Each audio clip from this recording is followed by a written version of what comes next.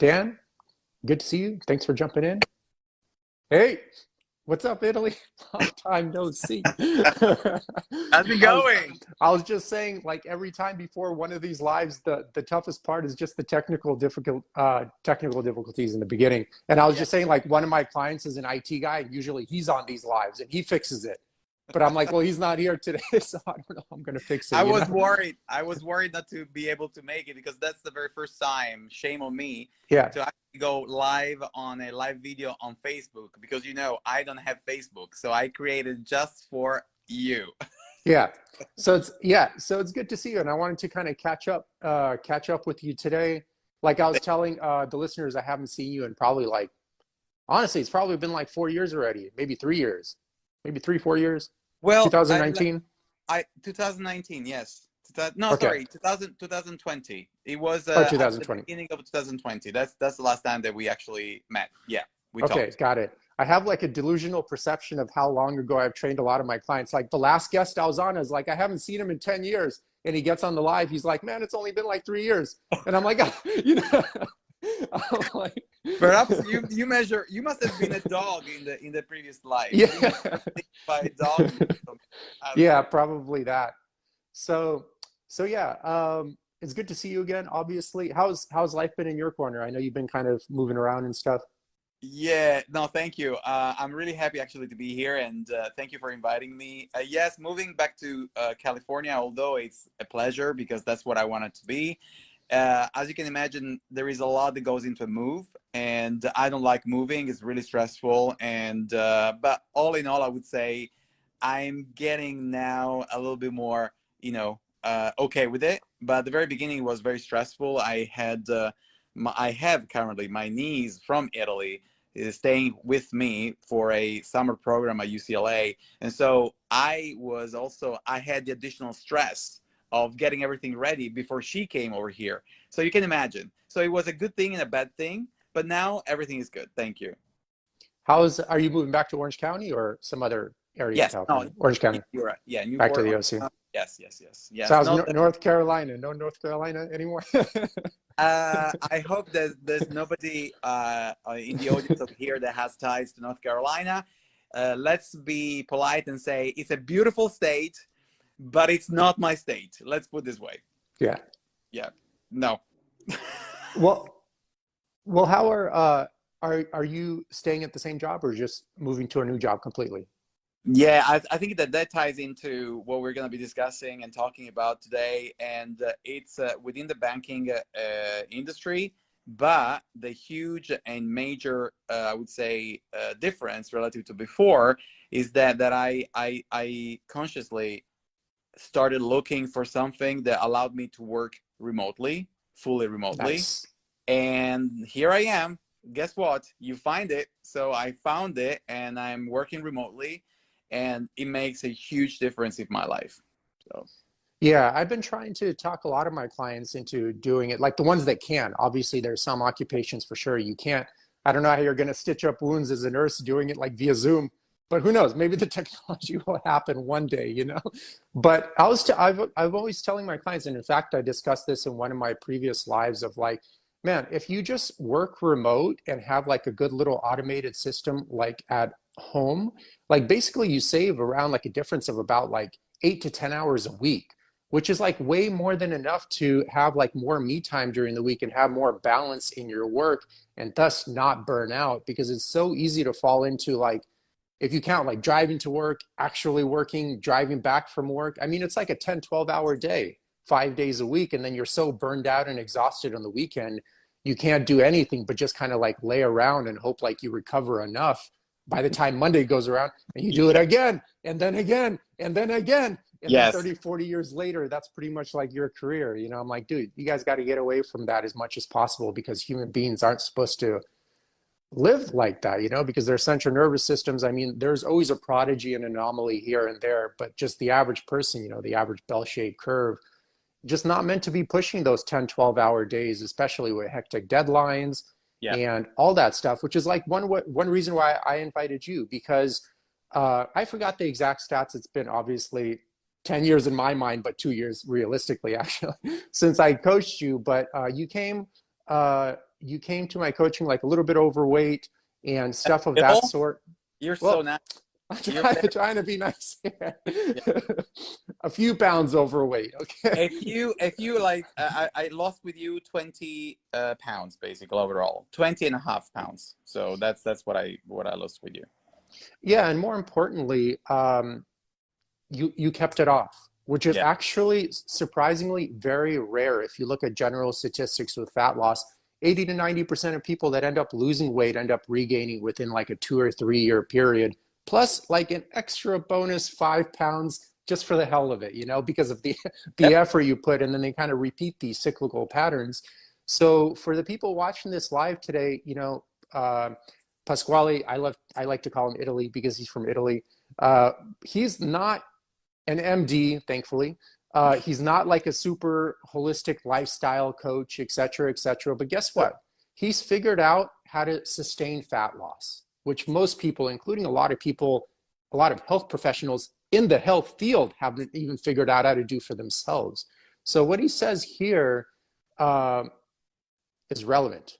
It's going to work because knowledge isn't power at the end of the day. Applied knowledge is power. It doesn't matter how fancy you sound talking in a coffee shop. If you're not able to realistically do it and make it happen in the real world, you're pretty much like close to useless and the equivalent of like someone that doesn't even know what they're doing, okay? Because you can't make it happen in the real world. So Pasquale has made it happen. I think he lost like 20 pounds or so. Et cetera, et cetera. So I'm gonna let's start off with a bit of background, like Yeah. what led to the weight Yeah. gain, your experience with Yeah. corporate work, possibly like how to not lose yourself Yeah. having a corporate job, which a lot of people end up doing, et cetera, et cetera. We'll just kind of dive into there and see where it Yeah. goes, because I don't No, even know where it's going to go. yeah. Thank you. I Thank you. did bring an extra strong coffee for you. I thought we were Oh, going to be talking for like 3 hours. I'm like, it's not going to end today. So I brought some. It's organic with some collagen from Great Lakes. all So right. No collagen in mind. No collagen in mind. No, I would say in a nutshell, I would like to start saying that basically I kept it off out of fear of you because you started death. Well, of course that's just kidding, but let's start from the beginning. As you mentioned, I was overweight when I got to get trained by you and coached by you. And it was a really dark time in my life. I had lost my partner, and I was trapped in a sort of job that I thought I wanted from a standpoint of title and from a standpoint of feeling like fulfilled, like you see I've achieved something. And then you realize that once you go out of the office, which you hated, and you go home in the privacy of your home, you start feeling like, I actually don't like all of this. I don't like the way I look. I don't like the way I feel. So if that kind of thing that I call job, it should be the source of my happiness, guess what? I don't feel it. And so there were a bunch of observations that I had already matured internally, and then that made me get to the point where I matured the decision, okay, I need to do something for myself. And you came in at the right time because, as we all know, we all have ups and downs. Even though we are full of good intentions, when we start a new enterprise or a new project, you will always hit the wall in one way or the other. It's a human being, but a thing, by the way. It's not a thing to be ashamed of. It's something normal. So you came at the right time when I had already matured or internalized, whatever you want to say, the conviction that I needed to change something in my life. And I think that also there was the bonus of you having known my partner. And for me, in a way, interacting with you was also a way of interacting with him in a different way. So that helped as well. And then you were there for me at the crucial time when you may lose your path because you go through ups and downs, and you were there to keep me straight, and that helped. So I would say it was a combination of having internalized the decision of doing something for yourself, so it has to start from you, and then having somebody telling you, this is not just me forcing you to do this and that here, today, tomorrow, in a week. you need to basically come to an understanding that this is a sort of a lifestyle that you have to develop and tailor to yourself. And you were absolutely instrumental to getting me to understand that and to actually practice that, because it's one thing understanding what you're saying and another thing implementing it in your Hmm. life. So thank you for that. You were there at that time. I was already fed up with everything that was going on work wise and personally. And you were there and you sent me those messages that really reinforced what I had already matured internally. But you were there to keep me, accountable every, day or every time we talked. So amazing. I don't know, and I say that not just because I want to be nice to you, because you don't deserve it. It's I just agree. it's I don't know if I could have achieved what I have achieved and kept throughout my life if you were not there at that time. So you were the right person, in the right place at the right time. That's what I would say.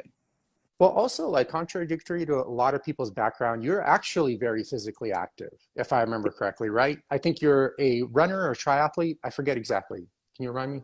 I wish I were a triathlete. I actually just run, but I love to walk. So part of my way of keeping sanity after the loss of my partner was to have very long walks. And I used to go for like a 12, 13 miles walk, like 3 hours and 4 hours walk, losing myself in it. And I realized that um, you know, besides the fact that you were getting calmer and calmer every single time you used to do that, and you feel the tranquility in yourself and so on and so forth. I realized that there was also some physical benefit to doing so, and that also was part of what kept me going. I just realized that moving was not just an aesthetic kind of way of keeping up with shape and all of that, but it was also something that brought me tranquility and kept my sanity. And so I kept going. And I think that that's part of the key as to why I kept the weight off. It's not just a vanity thing. It's not that I just want to look, in my opinion, amazing. Just kidding. But I do. It Just kidding, but not just really. yeah, You know? just don't worry. Um, but it's also you realize that it works for you holistically, and you feel good and better after that. Yeah. Well, how about how do you feel looking back now at your kind of weight gain, gaining about an excess, 20, 25, 30 pounds or so? Because I'm pretty sure you kind of like don't even notice it day to day. Yeah.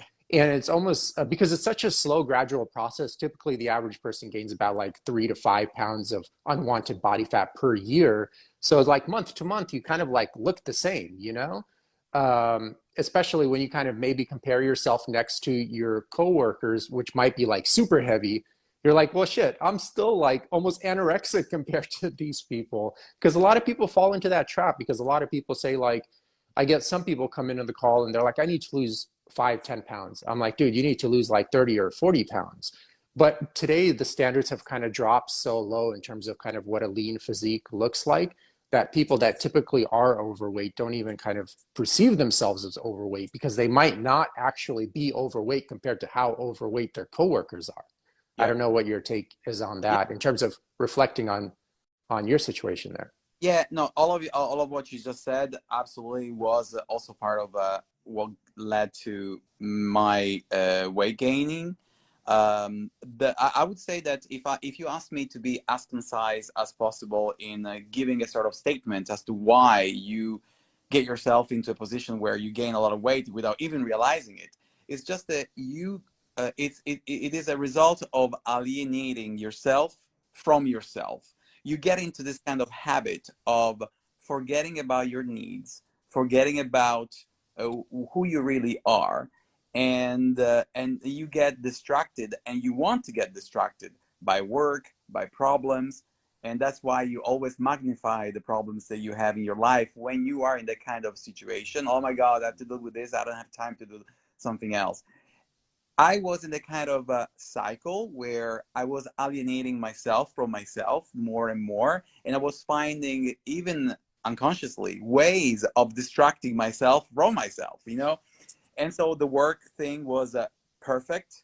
And I don't know, just feeling deprived of energy and not feeling good enough to do anything at all. Like, oh, I don't feel like going to the gym. It's so boring. I don't care. And I start donating to gyms all the time. I say donating because I was paying for the membership, but I never went. So it was like a kind of a donation thing. That's the kind of pattern that you get into. And once you realize that you are becoming somebody and something that you don't want to be, at that point in time, that's the beginning of the realization, oh shit, sorry guys for the language, I need to do something. And I think that the response, you know, we talk about taking responsibilities for yourself. When you are in a situation where you don't care about yourself because you're completely far away from who you are, because you alienated yourself, because you surround yourself with people who help you and in a way also endorse this kind of behavior. Like you go to work, you're never good enough. You have to do better and better. You did great, but guess what have you been doing for me recently? Not what you've done.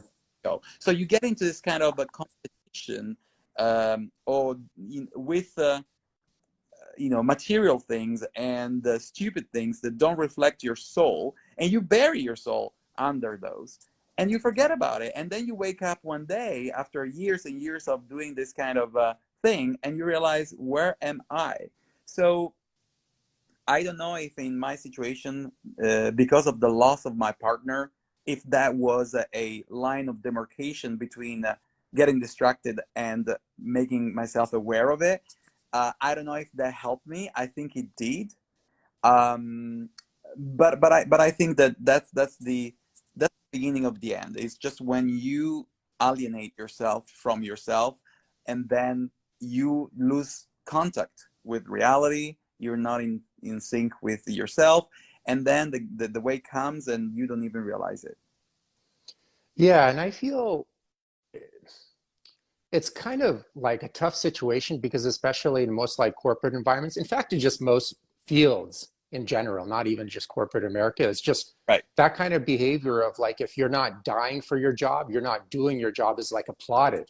It's like um, it's like reinforced, and you're actually, increased in pay, you get bonuses, you get these plaques, Yes. like awareness plaques, like, oh, good job. You just aged yourself 10 years last month, but hey, here's your employee of the month. Here's your employee of the month certificate. And guess what? The second you don't perform next month, you're out and we'll have another Yeah. guy not even remember you 2 days after, et cetera, et cetera, which kind of is like a double-edged sword. It's on the one hand, you got to look at it. It's like, well, at the end of the day, you can be replaced. So it should be kind of like from one vantage point, like a relief, like, well, if I'm not that important, then that is actually amazing because I can be whatever the hell I want because no one cares anyways. So what Yes. am I doing wasting my energy trying to, please and mold into this kind of toxic environment of like mental and physical pathology, et cetera, et cetera. And on the other hand, it's kind of like, well, shit, I could be replaced easily. I better start molding into this environment and doing whatever they demand because I might not have a paycheck, And a lot of people, uh, the self-employment route isn't for everyone, as well. So there's that aspect too. I still Yes. feel if people devoted good energy, like 8 hours a day looking for an environment, even if you can't work for yourself, but a job where it has like good balance and just good core values in general, like, okay, maybe sometimes you might have to take a pay cut, but like, who cares? You know what I mean? At least you'll have a peace of mind and you don't have like a knife to your throat 24/7, et cetera, et cetera. And I don't know. And I feel like you're also like in a demanding field too, but able to still kind of look after yourself and set those healthy boundaries. Like, how tough has it been for you to really, stick true to your core values and who you are and set those healthy boundaries? Because I feel a lot of people the bulk majority of especially people in corporate America, they're just so afraid to not do like what their boss tells them to do instantly, et cetera, that that is one of the ways, one of the quick fast track ways that they forget who they are. Yeah. And once you forget who you are and stop living true to yourself, and this story gap starts forming, like a world of mental and physical pain awaits for this person. And no Agree. amount of like keto boot camps or jazzercise or whatever gimmicky bullshit is on the market these days is ever going to help any of these people. I have the most recent, and I would say maybe best example that I could give you was the return to the office in my old position that happened around March. So there was all of the after 2 years doing the job that I was doing from home and productively and successfully based on my reviews. Then all of a sudden the return to the office happened. And I was like, hold on a second. So all else, I You're said, like, hell no. yeah, I said, all else equal, you are increasing my chances of getting COVID. Yeah, Why would there's I that do too. that? Even though you give me a hybrid model where you want me to come 2 days in and 3 days out, whatever. But it doesn't make sense because I could find myself in a freaking elevator with somebody sneezing on the day that I am supposed to be going in. The guy maybe or the girl is completely oblivious that she or he has COVID. And then I catch COVID for what? For doing something that I could have done after rolling off my bed and switching on my laptop at home? Hell no. So to me, and I was in a position, financially speaking, that I could have just closed my eyes and lived like that forever until retirement. And I want to preface that I don't have kids that I know, and so I don't have the kind of responsibility. I understand some other people do, but I was like, hold on a second, I don't like this. And so what I did was, out of my self-conservation kind of instincts, I said, I am more than happy to keep on going with you guys and work for you. However, I will do it from home. And if that's not possible, I totally understand. Well, I got to the point that I had to totally understand because they told me, no, you have to come back. But I said, no. I said, I'm Nice. sorry, that doesn't work for me. And I realized that by forcing myself going in was not only an issue with my principal, but I know, knowing myself, that that would have had repercussions on my mood, on my own thing, and maybe I would have got, or I would have engaged behavior that I didn't want to have, like self-destruction kind of thing. You know what I mean? That kind of dynamic would have already started. Mm-hmm. I said to myself, no, no, no, no. I know my limits. I know that I would get into being upset and therefore making wrong decisions as a result of that, maybe eating things that I don't want to eat, or not working out enough, etc., etc. So I'm not gonna go there. And again, why, the question could be, why did you go into that job in the first place? Which, by the way, the audience doesn't know, but I moved from California to North Carolina for that job, which was Mm-hmm. before COVID. And I was more than happy to adjust my lifestyle to the kind of model where you have to go to the office. But then, I'm sorry, after COVID, whatever you see, whatever I saw during COVID, I could not unsee it. I realized that I can do my job and do it nicely, even from home, and dedicate more time to myself. So the question was like, why do I have to revert back to the previous model when this new model is actually working better for me? And so that was the beginning of the end of the previous job and the beginning of the new job where I am working. I am lucky enough to have found a job that allows me to keep my lifestyle. So salary wise, it's okay. But guess what? And location wise, it allowed me to go back to a place where I like, California, and I can work from home. Okay, tell me what I'm missing here. What is wrong with this? So Yeah.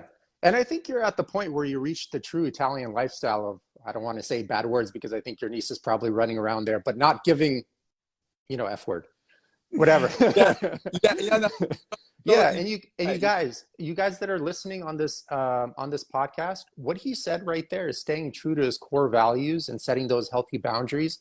That is literally more important than any stupid ass diet you're going to be on or workout program. If Yeah, you don't literally get that part right that he just mentioned, the best you can do is damage control, and eventually you'll break down anyways, maybe not sooner, but definitely later.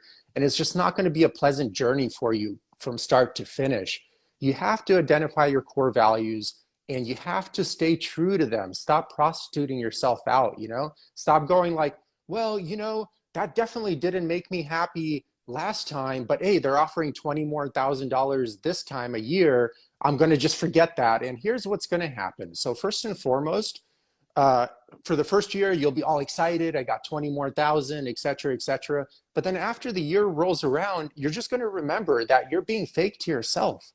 And once again, the wider that story gap, the more mental and physical pathology that's gonna happen to you. And no, you can't think yourself out of it, or you can't like Tony Robbins motivate yourself out of it. It's just the way it is. Okay, if there's a disconnect, if there's a story gap, uh, dude, you're like not going to be doing well at all. And if you go into any corporate office, okay, 9 out of 10 people you run into are full of obesity, like misery and disease for a reason, because they've lost themselves in some kind of like fallacy of like safety and security of like a 9 to 5 or whatever, which kind of doesn't really exist as much now as it did in the past. And the problem is like people seek like physical safety and security at the expense of their mental health. But what happens in a long enough time frame due to neuroplasticity is your mental health begins to impact your physical health. So it comes around full circle and you don't feel well. And then guess what? That health insurance that you're dying for that you probably wouldn't even need if you just had more time to take care of yourself, all they're going to give you is just like lame ass drugs. And then, okay, you have like a rock stuck inside your shoe. And instead of taking out the rock and walking pain free, you just take painkillers. Like, how stupid does that sound if I offered that solution for you? But guess what the medical industry is doing and making a living off every day? Oh, you got anxiety? Well, don't get to the etiology and get rid of, you know, maybe the fact that you're working crazy hours for a boss you hate and unrealistic deadlines. Don't fix that. Here's some anti-anxiety medication and shut up and go back to work. You know, it's like, how, okay, let's fix that. Let's kind of rephrase that into more like ground level understanding. Imagine if we were walking and you had a rock inside your shoe once again, and you're like, ah, shit, Eugene, my foot hurts. And I'm like, oh, don't worry about taking the rock out here. Just take these painkillers. Like, you look at me like a retard. But yet, in a little bit another situation where a person has an MD and people are so brainwashed to follow daddy figures and people with degrees without even thinking twice of it. Oh yeah, okay, that sounds like a good idea. I'm getting like fatter, unattractive, and feeling like shit, more and more shitty year after year. But I'll keep doing this. I'll keep doing this because you're an MD, and it's like, oh, okay. Well, you deserve your mystery for being so dumb. Then in that case, I don't know what to say. I agree completely, and again, what really stuck with me after you coaching me, uh, because I was coming from a position where I thought, you know, now you're gonna go and do your gym thing, and you're gonna be fine for a little while, and then you will eventually get in a place where your body will respond to your commands the way you want it, and then you realize, no, there is no such a thing. It's just that your body always tells you what is right for you, and but inevitably, because of life, because of complications, you tend to basically disregard whatever the signals are that it sends you.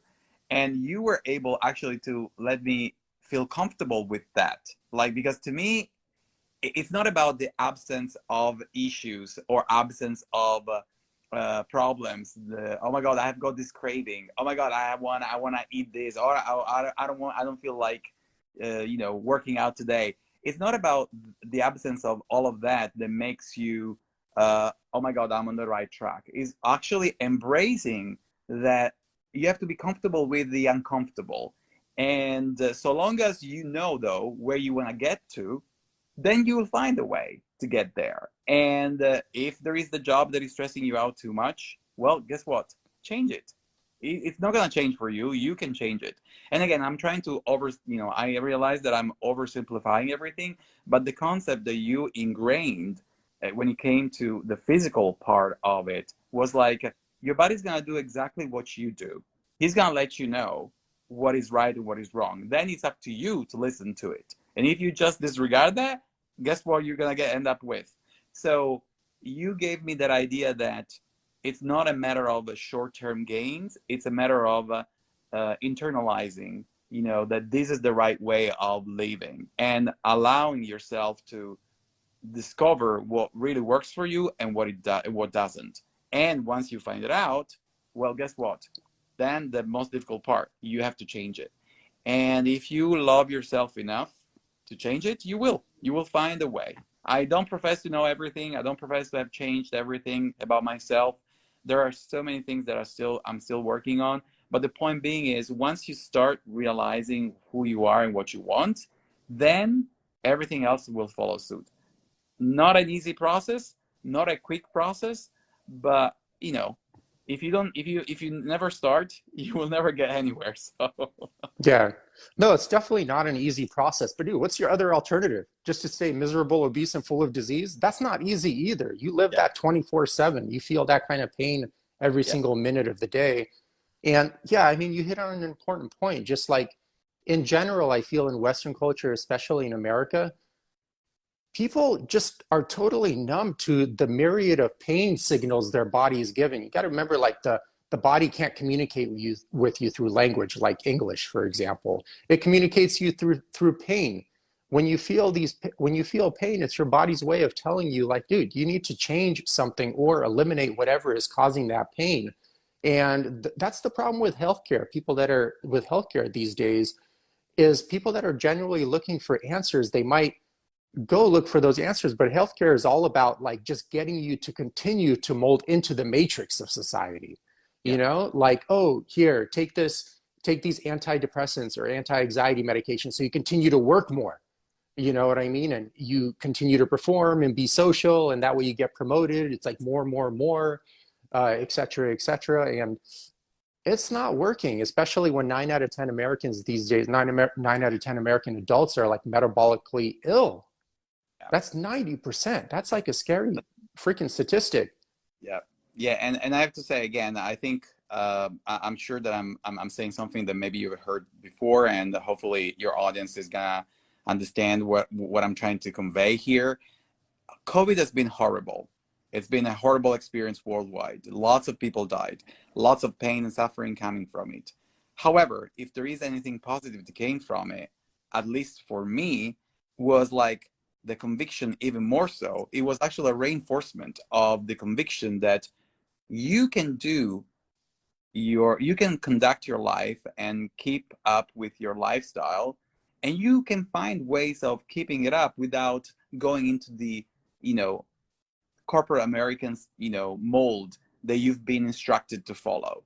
You can do that. I understand that not everyone who's listening right now is in is in my industry, but I think that what I'm trying to say is a portable kind of a skill, which is try to understand what you want, and then once you know what you want, how can you get there without having to uniform to whatever the prescribed societal Norms. are, and you get there. And again, it's not going to be easy, and definitely there is a lot of I'm super grateful, because you have to be also lucky enough to get there. But I think that there is a point, there is a part of the process that you definitely control 100%. And it starts with understanding who you are and what your values are. And again, guys, I can only tell you this: I was miserable in a very great financial situation in North Carolina, and all of a sudden I am in a really good financial situation right now, and in the location where I want, and doing the job that I want in the way that I want. And I think that part of it was also COVID showing me, hell, yeah, I can do it. I can do it from home. Hi, everyone. Thanks for tuning into the podcast.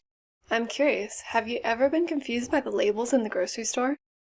In Yevgeny's book, he demystifies the difference between caged, cage-free, free-range, and pasture-raised meats. He also covers how to avoid GMOs, source high-quality water, fish, supplements, and other related topics. It's a beautifully illustrated, non-technical read that comes with a comprehensive video series and other extended learning materials. Jump on Amazon and check out the book titled Anti-Factory Farm Shopping Guide by Eugene Trufkin. Now let's dive back into the podcast. There you go. Yeah. So, I just feel it's like a combination of people having like a scarcity mindset plus like a low self-esteem to believe that's even possible. I always tell like a lot of people, I'm like, dude, if you spent like 8 hours a day searching for your ideal job instead of 8 hours a day working at a job you hate, you'll freaking find a job, especially in like America. You know, employment is still so abundant. And I would say, like, even if you want to go the self-employment route, if you spent 8 hours a day making your own dream come true, you will make it happen, you know? Yeah. Even if you're not like a mega genius businessman, you will make more than enough money than you need to actually live a, a reflection of who you are, because that's what it's supposed to be. I mean, what Italy is talking about, I know a lot of people are, uh, still concerned with like, oh, what should I do for my diet? Should I follow keto or fast? Dude, that stuff is bullshit, man. It's such a small, invisible, insignificant part of the whole entire equation. What he's saying in this live right now is literally what sets the foundation for your whole entire journey and quality in life. And if you get the foundation wrong, I don't care how well constructed the house is on top of that foundation, it will break apart. It will have cracks, it'll tilt, whatever. It's just not going to work out. It's not going to be a livable situation. And just to reinforce that, I mean, many of you that are joining this live right now, I'm sure have done diets or whatever, just basically focused on changing your nutrition and changing your workouts. Okay, that may have gotten you to lose weight, but where are you now? Where like 9 out of 10 of you now probably regained all that weight, if not more. Okay, losing weight is easy. That means literally absolutely nothing. Actually finding out a systemic approach and changing your environment to facilitate health conscious choices, so it's not like a Mount Everest climb every single day you wake up just to maintain yourself mentally and physically. That's where the real magic happens. Okay, and that's what Italy is saying here, all these things in between the lines. That's where the real magic happens. First, identify who you are, which you need to go through a lot of trial and error in your life. The only way you really know who you are is by first finding out who you are not. So inevitably you have to do things you don't want to do, but then you have to listen to your gut instinct when it's telling you like, hey, I don't want to be doing this. Then, thank that experience for showing you what you don't want in your future pursuit. That way, when you move into your future pursuit, you're actually closer to what you do want. And you kind of copy and paste that model until it gets more and more narrow. And you're basically at that point just living with one dog. Yeah, and basically, Yeah. if I may just give, if you wish, I'm in no position of giving advice to anybody, but if I may give a sort of observation coming out of my own personal experience that allowed me to keep the weight off and keep on going without feeling like I'm in a sort of a regimental diet every day. I can cheat here. I can have my ice cream. I don't feel guilty about that. So if there is anything that I can say to that effect, I would say, try to, of course, understand who you are, what you want, what is really high in your priorities, right? But also be open to the idea, especially at the very beginning, for those ones that are right now starting at the very beginning of their path to health and so on and so forth. Try to open yourself up to the idea that there is actually a different way out there that will help you get where you have to get to, a different way from the one that you think you know. And what I mean by that, just to give you, from moving from the theoretical to the practical part, is like it's not at the very beginning when I came to you, even though I was animated by good intentions, I still saw what I saw in the mirror. Again, that was just the result of other things that I felt. So I saw what I saw, which was bad, but it was even worse what I felt and about myself, internally. And I had my preconceived ideas of okay, I need to do this, and this to get there. And you start going biased into this process. What I would suggest is just to open yourself up to the idea of being able to do what you want to do in a different way. And I promise you, you will find a way. For example, I didn't think 4 years ago, 5 years ago, that I would have been able to stay in my industry, perform the way I perform, get a good, salary from home. But guess what? COVID showed me a way that I never thought it was possible to actually do all of that. And He's like, okay, now I see it. So you know what? Let's try. So the point being is, please be open-minded about other ways of getting to your ultimate goal, and don't necessarily filter that through your own past experience or your own knowledge that you acquired as of today. Open yourself up to your trainer about your difficulties. Open yourself up to, oh, perhaps I don't need to do this to get that. Try to be open-minded overall. And I promise you, you won't see the result the day after, the month after, maybe the 2 months after. But once it becomes ingrained in you, you feel like, oh my God, I don't need to eat that kind of, I don't know, ruby milkshake every single day. I thought that I needed it to keep up my energy, but actually I don't. Oh, I don't need that second cup of coffee with cream and sugar. I'm just saying stupid, I'm going to give you examples, because we, as human beings, we are creatures of habit. And we want to basically say, you know what, I start the day, I have my routine, I have my coffee, I have this, I have that. And you build yourself up into a sort of box where you actually put more than you need. Guess what? Try to forget about that, your routine. Create a brand new one, or a routine that actually feels like more attuned to what you want to achieve, and try to go with that. Perhaps it's the right one, maybe it's the wrong one. You have to do adjustments, but be open-minded to something different from what you have been doing until now. And I promise you, you're gonna see marbles. Yeah. Italy, you said something that kind of I feel isn't true. You said you're not kind of qualified to say like these things. I think you are qualified because you actually make it happen. Like, dude, that is the qualification. It's like telling a person that like doesn't have like a high school degree, although he's like a millionaire, that he can't give business advice. It's like the dude made it happen. You know what I mean? That's the main thing. You have to listen to people that have found a successful way to go through their health and wellness journey. Same thing with health professionals, like if a doctor is all like overworked, overweight, eating fast food all day, drugged up themselves, you think that person's going to provide you with the solution for how to find your own health? They can't even do it themselves. And I find like go to any like medical convention, I've been to a few, they should kind of retitle it called the Sick and Obesity Convention, not like the medical convention, okay? It's like, dude, the people you see there are probably like some of the sickest people you've ever seen like in your life that are completely clueless about how to actually attain real health, drug-free, etc. I'm excluding the emergency medical staff. I love you guys, not including those guys in this conversation whatsoever. Just those pill popper drug dealer MDs that don't want to take more than 10 minutes to chat with you every time you come in, and they don't see you for 3 months and just kind of throw drugs your way and then go like F off, take care of yourself. Yes. I don't know what's I know like we talked about this before, and I know I talked about it in various lives also. Like I actually had anxiety issues quite a bit, like clinical levels of anxiety. And I'm not going to focus on myself, but I wanted to talk to you about that because you kind of also experienced that with working in a very high demand, high performance type of occupation with a lot of type A personalities around you. And that could shoot the anxiety through the roof quick. And then obviously wherever anxiety exists for prolonged periods of time, depression always creeps up close behind, and they always kind of are good friends with one another. So I'm just wondering your take on it, and then kind of just your take on it.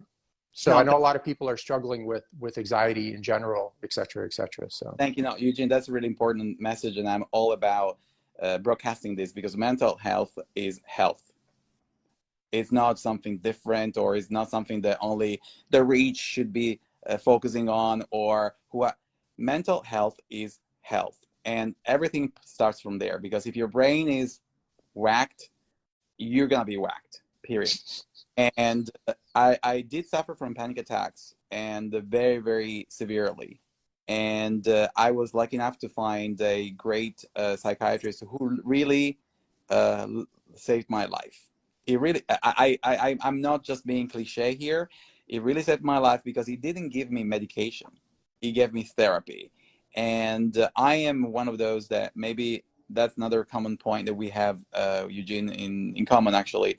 That is, I don't like to take pills. If there is a natural way of resolving something, I'm more than happy to go with that.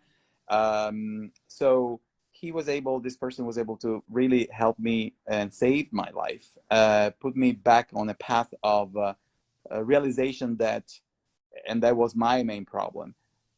Control is not, it's just a figment of your imagination. So all of the anxiety that I had is just because I was a very controlling person. Everything has to be specific. I'm sure that I'm speaking to a lot of people here that are listening to us. Everything has to be perfect. I was a perfectionist. I was like the one that when he shot an email, it had to be precise in every single aspect of it. Everything had already been figured out. Okay, well, good luck with that. If you're suffering from that, I can only say good luck with that. Control is a figment of your imagination. And again, that was the beginning of, that was the reason at the base of my panic attacks, lack of control and realization that reality doesn't have any control. And I think that what really helped me, again, and I'm not advocating for something similar to for anybody, but what really helped me was the experience that I had, the tragic experience that I had with my partner passing away, whereby we were doing everything by the book. Everything was was done exactly, medically speaking, by the book. Everything was going the right direction. And then all of a sudden, guess what? Passed away. And so that taught me, like big time, there is only so much you can do. And once I resigned to that idea of, you don't have any control, basically. I'm sorry to be that rough for some of you, but that's the reality, in my opinion. Once you realize that you don't have any control, even on the things that you think you have control, then things become so much easier. And when I said before, there is something that you can control in your diet, in your exercise, it's what I alluded to was you have a say in doing something for yourself. And it's up to you to decide if you want to have a say or not. If you don't want to have a say and you want to keep on going with your rules, go with it. But if you want to have a say, be open enough to say, okay, I want to do something and let's see what happens. Just be open-minded to that. And that to me equates to losing the kind of grip on control. And that really helps you discover yourself a lot more and help discover aspects and facets of your personalities that you buried under the kind of figment of control you've built on for years. And of course, work-wise, corporate-wise, that kind of environment doesn't help you to undo that kind of bearing. So it's up to you. So I would say in my experience, it will really maybe help me. Once again, a very tragic experience or very difficult experience helped me understand, oh man, you know what, maybe, control is not that important, because even if you try to have it, you don't have it. So why even bother? And again, the passing of my partner and COVID have been really instrumental to getting me started on this path and keeping me on this path. Yeah. And I feel like also just a lot of jobs are like, dude, you're not stopping like a nuclear weapon. If you don't do that report today, it's not the end of the world. You know what I mean? Or you're not curing cancer or something. It's like you're Yeah. doing some like bullshit administration thing. It's like, dude, come on. Like that should be a good thing and decrease your anxiety because of the reality of the situation, et cetera, et cetera. And yeah, that brings back like another point. I feel like a lot of times, in order for people to have like lasting resolution in their fat loss or health goals, they inevitably have to make dramatic changes in their environment or completely leave their environment that led them to issue ABC. Like looking back and kind of hypothesizing here, if you were still at the same job you were before coming in and coaching with me, how likely do you feel it would be for you to actually maintain your fat loss and keep your anxiety below clinical levels so you're not dependent on medication, et Yeah. cetera, et cetera? Oh my God, I don't even want to think about it. That would have been again, to me, everything was centered around the work and around the job, around the acknowledgement that I was doing great, around the pats on my shoulder, like, you're good, don't worry, until the next day we're like, you're awful, you don't know anything. So going through this kind of roller coaster and leaving the power of self-confidence to other people, to take it away from you, that's the recipe for disaster. And so with you again, I think because of the personal experience, I was already, let's say, ready to go. But of course, we are all human beings. We all know the pitfalls that we go through, and we are creatures of habits, as I said. Had I not had you forcing me every single freaking day to do what I needed to do at the very beginning, and being forceful, and sending those messages day in and day out, that then finally sank in.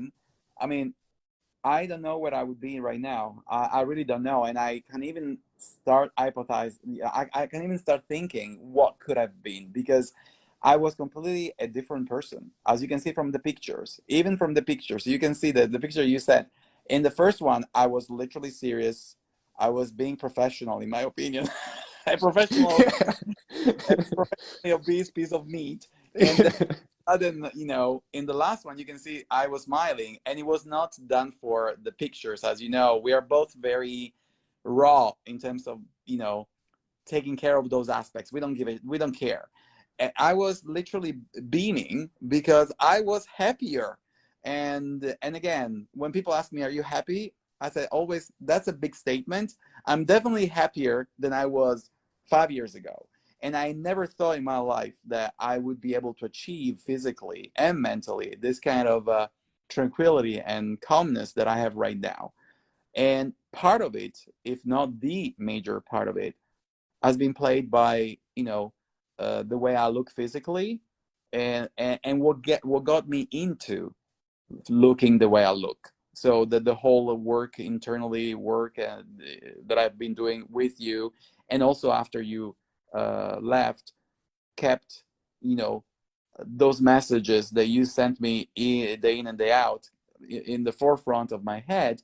And it was not just you telling me, or Eugene's telling me this, I should do that. It became Pasquale wants to do this. Pasquale wants to do that as well. Actually, I agreed with that. I really did. So, but yeah, you were there at the right, as I said at the very beginning, you were in the right place at the right time. And I feel like I regard you the same way that I regard my psychiatrist, because in New York City, as you can imagine, there are billions of psychiatrists, and there is a variety of MDs, from the one very conscientious to the one that really gives you pills to shut yourself up, And I was really lucky to find the right one. And that's my story. And then you came at the time where, oh my God, I need somebody like you.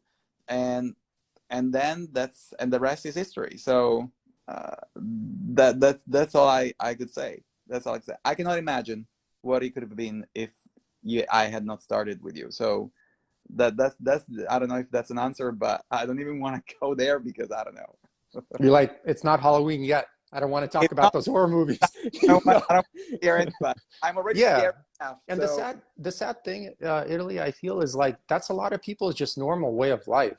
Do you ever Yes. kind of feel sad now that you've made so much progress, like looking back at maybe some of your like former coworkers or classmates, and just seeing them in the same kind of like totally unconscious and like plugged into the matrix, totally detached from their core self and core values, and just kind of getting more overweight every year, and just kind of looking usually 10, 15 years older, and on now, instead of 2 medications, they're on 5 medications. But for some reason, the sad part is they're totally okay with this.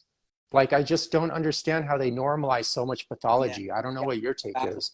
Yeah, and that's what I was trying also to say. And you see, you're helping me unpack what I was saying before, when I said, please be open-minded in terms of taking a different path from the one that you know, or from the one that you think you know.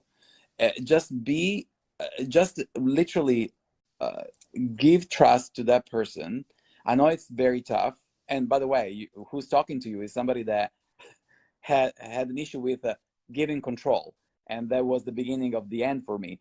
But I decided I had to resign to the idea that there is something else that maybe I don't know, and I should basically let things flow in a certain way. And fortunately, I had really good people around me during that period of time when I gave faith to them, and it worked out. I'm not saying, oh my, that's the blueprint. And going back to where you were asking me, I would say, right now, I know a lot of people that are in that kind of situation. and I'm an empath. I am a caregiver by the way I'm wired. And so I tend to necessarily go to the rescue of others right away. But then I also have another component to it, which is there is only so much that you can do if the person is not ready. And I realized that because I wasn't ready. I am not a different person from 10, 20 years ago. I'm exactly the same person. What I have acquired in the meantime is the realization that you need to be ready. You need to be in a sort of a frame of mind to open yourself up to a different way of doing things. And if you're not there, there is no mother, father, friend, or coach, or diet, for that matter, that can make a difference. It all starts with you, and I know that's a cliche, but guess what? That cliche is absolutely right. You really need to be open-minded. Yeah, you're totally right. And just the unfortunate truth is because society kind of for the most part has normalized pathology, people continue down that path for way longer than I would like to see them in. And it's kind of sad, but at the end of the day, some people just have to feel so much pain in their life before they finally say enough is enough, and they change. Yeah. And there's an old saying, ironically, it's from an Italian gangster movie. The Go! Italian gangster was like, "Hey, Tony, you can't lift somebody up that doesn't want to get up, So there's a lot of truth in that. You can't lift someone up that doesn't want to get up from the floor, So if they're, so that's it. Maybe I would say, as I told you, I wish I could keep on talking, and I'm more than happy to come. Invite me again. I'm more than happy to share some other time, because today I'm a little bit, as I mentioned to you before starting. But the other thing that I would like to conclude with is that you did say something very important. People here normalize a certain way of feelings, a certain way of doing things, a certain way of, oh, you know what, you can tolerate the pain, get this medication, it's okay. And that's a cultural thing. Fortunately or unfortunately, I don't know how to say that, but being Italian and having strings with my own country, because most of my family, actually all of my family is there, I do have a different perspective in the way life should be lived. And that also helped me understand, hold on a second, what is being normalized here is not normal there. So, and having that kind of term of comparison helped me as well. So yeah. Well, I know you got to go, Italy, and I saved only an hour for our chat today. Anyways, I mean, dude, you unloaded already way more kind of knowledge than a person will get from their typical MD office of how to create real, actual change in your health. Sorry, guys, it's not an easy answer, but guess what? There are no easy answers for real answers. Okay, so if you're trying to find real answers, like this is pretty much the general blueprint of how you can go about doing it. Everyone's going to vary a little bit because everyone's different, but that Italy's a success. He's figured out how to find his way in a health journey. So you got to listen to people that have actually made it happen in the real world. That's it, because they're the ones that actually know how to do it. And just allow me to quote you, because that was one of the most frequently said. I don't know why, but you used to say that to me all the time. So I start taking it personally. You used to say, "Beach mode off, beast mode on." So that's Eugene way of doing it. So yes, I will leave you with that, guys. Yes, that's the kind of lingo you develop when you don't work under HR. Okay, well, Italy, it's good to see you, and I'll definitely have you on maybe in the next few months or so. We'll have you as a guest again. So it's good to catch up either way. Yeah, happy to be here. And if you need anything, or if anybody of you in your audience wants to, I don't know, talk to me about specific things, that we discussed today, I'm more than happy to expand and get in contact. Cool. All right, guys. Everyone, have a good weekend. Okay. Thank you. Thank you so much. Take care. Bye. Thanks for tuning into the podcast. If you've ever had trouble losing weight, or you've lost weight, but still didn't have the ideal body or health you're aiming for, please feel free to reach out anytime and book an assessment. Eugene will work with you to cover your goals in detail, see what's holding you back, and go from there. In the meantime, feel free to check out the countless testimonials on Eugene's website in the link below. In the testimonial section, you'll notice everyone has various backgrounds, are of all different ages, and all have had different challenges in their life, but they all have one thing in common: they were all able to find their health and achieve their ideal body. You're also welcome to add yourself to the Facebook group in the link below. There you'll have access to the live videos that Eugene does weekly on Sundays, and other helpful content. Thank you again for tuning in.